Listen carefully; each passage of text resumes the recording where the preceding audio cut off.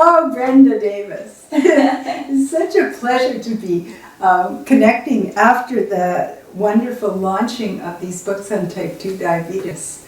You too, Vesanto. We've been working on these books for 25 years, and somehow we just keep doing it. I know! It's very exciting, and I'm really happy to be here with you. I am. Face to face. Yeah. I love these recipes in this book, the Kick Diabetes Cookbook. Yeah, we really made an effort to develop recipes that would work for people that also tasted absolutely delicious. I can remember at Living Light, one of our chefs, he was so sure the recipe wouldn't taste that good because there was no oil, there was no sugar, there was none of that. And he was actually quite shocked at how delicious it was without those things. That's right. So I think what really sets this book apart is it's truly whole food plant-based. And so we don't use any concentrated fats or oils. We don't use any concentrated sweeteners. The only sweetener we use is actually dried fruit. So a little bit of dates in some of the dessert recipes. Otherwise, there's none.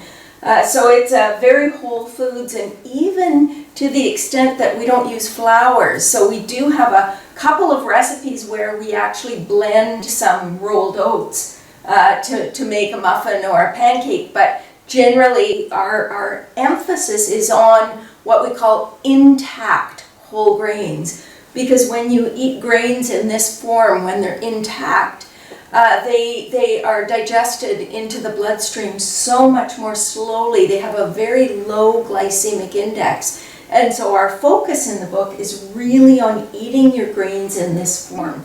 So we developed these recipes with a whole team of expert testers. And it was so good because I always love it when recipes can be tested by people who are really good gourmet chefs and people who barely have put a pot on the stove and don't have that much equipment.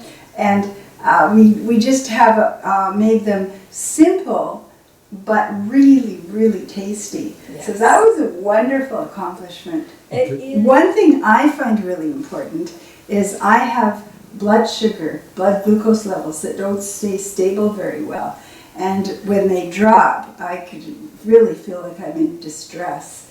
And I find the very best thing that I can do is to include legumes. That means beans, peas, lentils, soy foods, which have this slow release of glucose into the bloodstream, and it can level me out for hours and hours. So one of the things we really emphasized in this Kick Diabetes Cookbook was to include different legumes. Yes, and at every meal. And a lot of people would say, well, how on earth do you use legumes at breakfast? But if you look in other cultures, many people eat legumes at breakfast on a daily basis.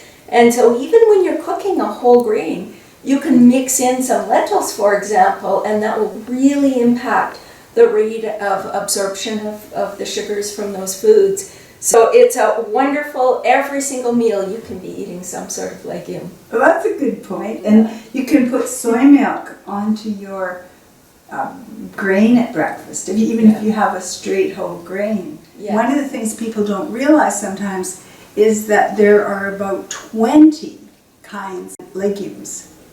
There are red ones, brown ones, little ones, big ones. There are just all sorts of little French lentils or red lentils that you could cook quickly. We can make curry in a hurry that only has 3 ingredients, just red lentils and onion, and eventually you add some curry paste. You do have some water too, so 4 ingredients, I guess. But it's so easy, and if you want to use an Instant Pot, you can have it done while you're off doing something else, and it doesn't burn. I love that. And it is really one of the best recipes because everybody loves it. Curry and brie is such a great recipe because every time I make it, whoever's over, whether or not they're a meat eater or a vegan, they love the recipe, and it's so simple. And And one of the other things I love about it is that it's also adaptable. So if you feel like adding in some cauliflower or some kale or something like that and putting it over rice, instead of serving it as a soup, you can do that as well. So it's just a great staple recipe. Yeah, I love curry in a hurry with a great big salad. That's my favorite. Maybe a lemon tahini dressing. So instead of the oil in a dressing, we have things like tahini or avocado, like whole foods that contain a bit of fat. So some of the other recipes that we really like, because people have kale and they go, yeah, what do I do with this? And one of the best recipes I've ever found, probably the best, is kale salad with orange ginger dressing. And it is delicious. It's so yummy. Yeah, so anyway, that's a fun one. And then we have heartwarming hummus with 8 variations. And it's kind of fun when you start doing variations of hummus, because you can do black bean hummus. You can do a hummus that is the most gorgeous pink color you've ever seen by using beets. There are so many different things or ways that you can make hummus more beautiful. And so we've got 8 different options in the book. So one of the things I find is this is called a Kick Diabetes Cookbook, but it is also very valuable for people who want to maintain a healthy weight and maybe lose a few pounds, or to just get to their ideal body weight, because it doesn't have the added sugars, it doesn't have the added fats. So we could have called it Kick Diabetes and or Kick Off a Few Pounds. Yeah. And you know, the thing that people need to understand is that it doesn't matter whether it's diabetes or heart disease or whatever chronic disease, overweight or obesity, it's the same diet that works for all of those things. And so while we focused on diabetes in this cookbook, it is very appropriate for anyone that wants to reduce the risk of any chronic disease, or anyone who just wants long-term health. So, but if you have heart disease, if you have another chronic disease, this book will be absolutely appropriate for you as well. Another one that I found kind of interesting was how to make cheesiness. Because people, when they want to go more plant-based, they go, yeah, but I don't think I could give up cheese. So what's the solution here? And a long time ago, vegan cheese was like plastic. It was not very edible and not very appetizing. Today, people have developed cheeses that are so similar to cow's milk cheese by using different nuts, and particularly cashews and almonds and macadamia nuts. And they're fermented, they're cultured, they use the same process, and so they're delicious. But at home, if you want to do something like a cheddar cheese sauce that you would put on broccoli, you can actually achieve that. And I think it's even tastier using cashews and red peppers, either roasted red peppers or raw red peppers and some nutritional yeast. And so we've got an excellent recipe in the book that helps people to create a sauce that is really very similar to cheese sauce. And it can be used in a variety of applications. We have a recipe for southwestern sweet potatoes, and it's great on those. It's great just on steamed vegetables as well. One other recipe that we have, which is kind of interesting, is Three Sisters Go Green. And people might know about the Three Sisters, which were a planting method used by Pima Indians and Indians in the middle southern United States.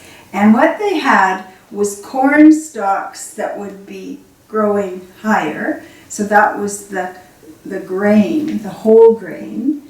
And then what were the other things with it? Well, they had squash. Yeah. And they had beans. So they had the source of blood to maintain your blood glucose levels, and they had squash that would give vitamin A and the other vitamins that are so essential and nourishing. It was just a wonderful combination. Very high in fiber. So good for people with diabetes. And of course, back in those days, when people were living off the land the way that they did, type 2 diabetes was pretty much non-existent.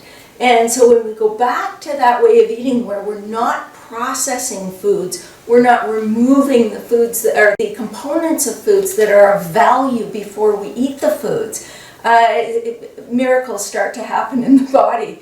And so we took the Three Sisters up a notch. Yeah, we did. We added greens. If you get kale, for example, what you do is take out the stem and then chop it matchstick thin. Or you can use other greens as well.